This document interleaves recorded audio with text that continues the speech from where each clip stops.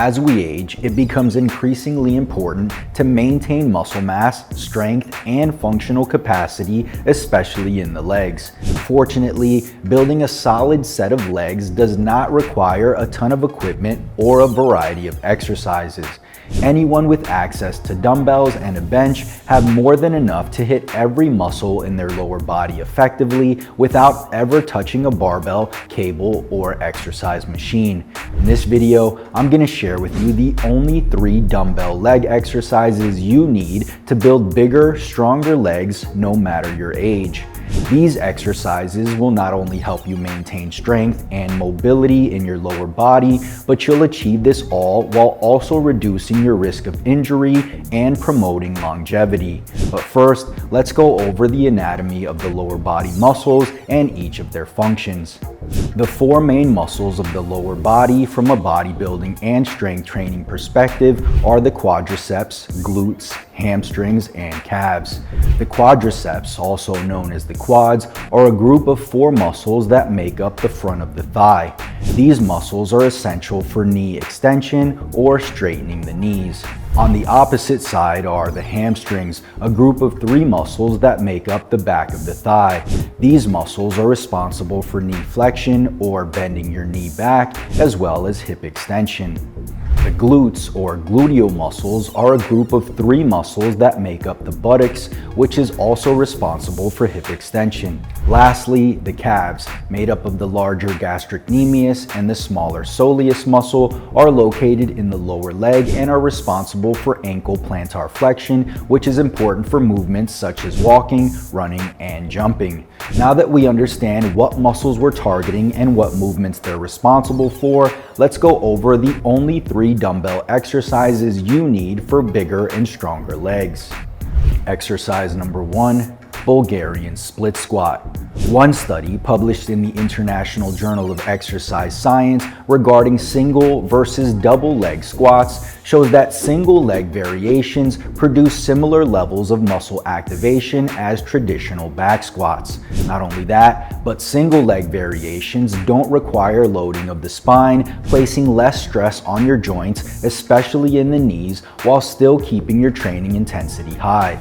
In this study, comparing the back squat and the Bulgarian split squat, they suggested that the Bulgarian split squat would be a better option for minimizing demands on the knee joint. To perform this exercise, place one foot behind you on a bench or elevated surface and hold a dumbbell in the opposite hand. Lower your body until your front thigh is parallel to the ground, then push back up through your front heel. The great thing about this movement is that by simply changing the angle of your torso, you can shift the tension from the quads to the glutes or vice versa. To emphasize the quads, simply keep your torso as upright as possible. This increases the angle of knee flexion needed to complete the movement, therefore making it quad dominant. A more forward lean, on the other hand, emphasizes the glutes more since some leverage is shifted to these muscles as they are put into a more lengthened position. In accordance with the principle of neuromechanical matching, more glute muscle fibers will be recruited compared to the quads. As alluded to earlier, by loading the split squat contralaterally, which means loading only one side of the body opposite of the working leg, you can increase the demand on your deep hip and core muscles. Strengthening these deep muscles surrounding the pelvis will yield great returns in terms of hip joint health, overall stability, and injury prevention. Exercise number 2, dumbbell Romanian deadlifts. Research has shown that Romanian deadlifts produce similar levels of muscle activation compared to other deadlift variations. Additionally, using dumbbells allows you to maintain a more natural and neutral grip, which can reduce stress on your wrists and elbows. This also allows you to have a line of pull closer to your body compared to barbell deadlifts, resulting in less stress on your lower back. To perform this exercise, stand with your feet hip-width apart, holding a dumbbell in each hand. Hinge forward at the hips, keeping your back straight and your core tight until you feel a stretch in your hamstrings and glutes. If you're feeling this movement in your lower back or experience pain after training, it's likely because you're contracting your low back, hyperextending it in the process. Instead, think about contracting your glutes and hamstrings to pull yourself back up to a standing position. Similar to the Bulgarian split squat, the RDL can be modified to emphasize one muscle group over the other. For example, keeping your hips high and limiting knee bend during the exercise causes greater recruitment of the hamstrings. If you want to target more of the glutes, however, a bent leg position prevents the hamstrings from contributing effectively to force production, increasing gluteus maximus activation.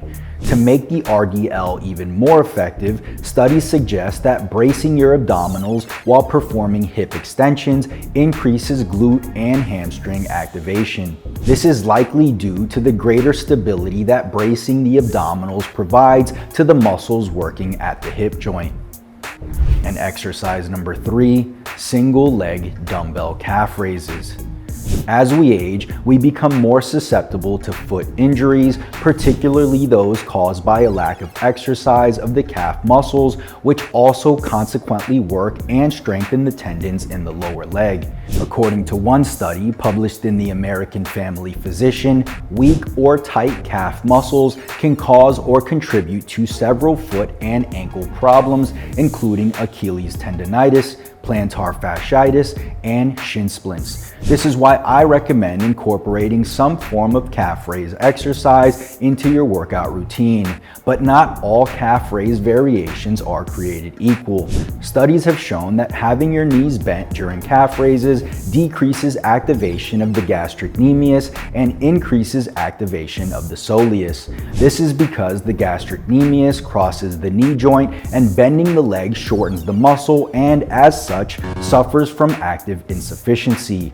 On the other hand, numerous studies show that performing calf raises with your legs extended activates the gastrocnemius better while still providing adequate stimulus to the soleus, making it a win-win solution.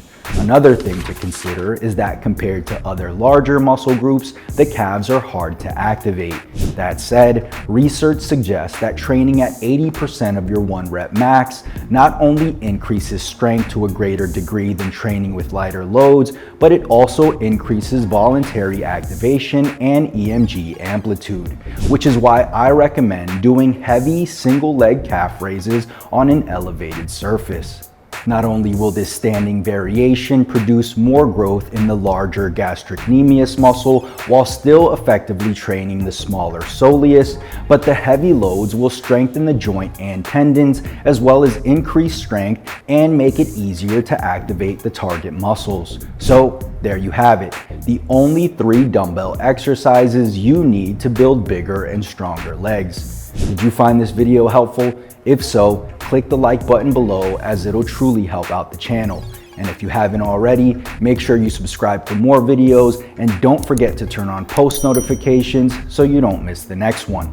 Peace.